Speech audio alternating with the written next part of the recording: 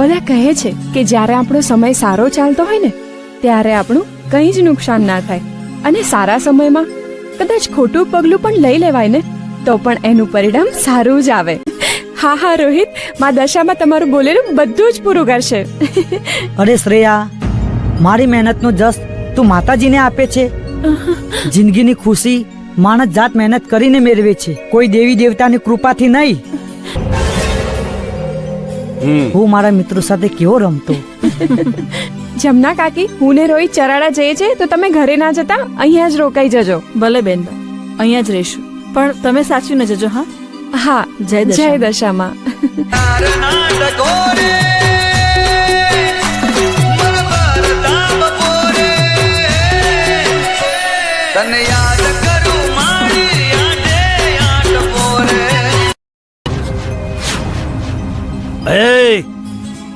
ખબરદાર, જો મારી છોડીનું નામ લીધું છે તો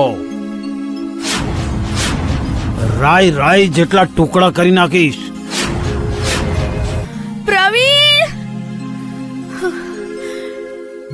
પ્રવીણ, સુનો સુનો મને લાગે મારો દે. દશામાં સદાય અમારી જોડે રહેજો અને મારી ને મારા પ્રવીણની રક્ષા કરજો.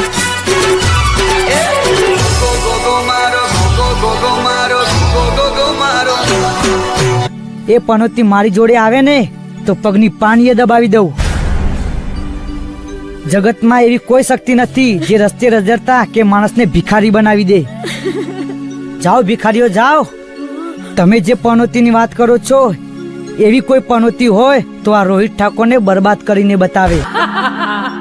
હે પામર માનવી, તે અભિમાનમાં અંધ બનીને આ પનોતીનું અપમાન કર્યું છે. પણ દરેકના જીવનમાં પનોતીનો પ્રવેશ નિશ્ચિત હોય છે, ને તારા જીવનમાં પણ મારા પ્રવેશવાનો સમય શરૂ થઈ ગયો છે. માં મૂકીને એના ઉપર લાલ કપડું ઢાંકીને એને નાળા છડીથી બાંધી અને તારા બંગલાની બહાર દાટી દેજે. અને બીજો માર્ગ એ છે, તારા ઘરમાં જે સોનાની લગડીઓ છે એ ગાયના છાણમાં મૂકી.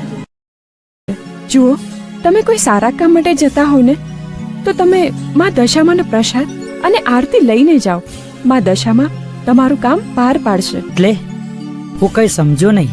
એટલે આપણે વાત થઈ હતી કે તમે મારું ધ્યાન રાખશો ને હું તમારું ધ્યાન રાખીશ. પ્રભાતસિંહ, આમ ગોળ ગોળ વાતો ના કરો. હા તો સીધી વાત કરીએ ને. પ્રોજેક્ટના 10% લઈએ છે. આ પ્રભાતસિંહ પ્રોજેક્ટના 10% લે.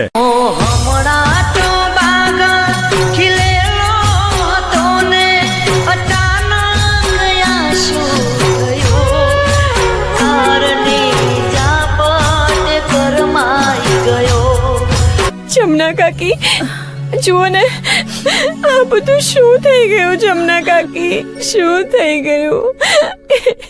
આ ઘર ઉપર કબજો કરી લીધો અને અમને ઘરની બહાર કાઢી મૂક્યા. રોહિત, શ્રેયા, તું ચિંતા ના કર, હું જોઈ લઉં છું.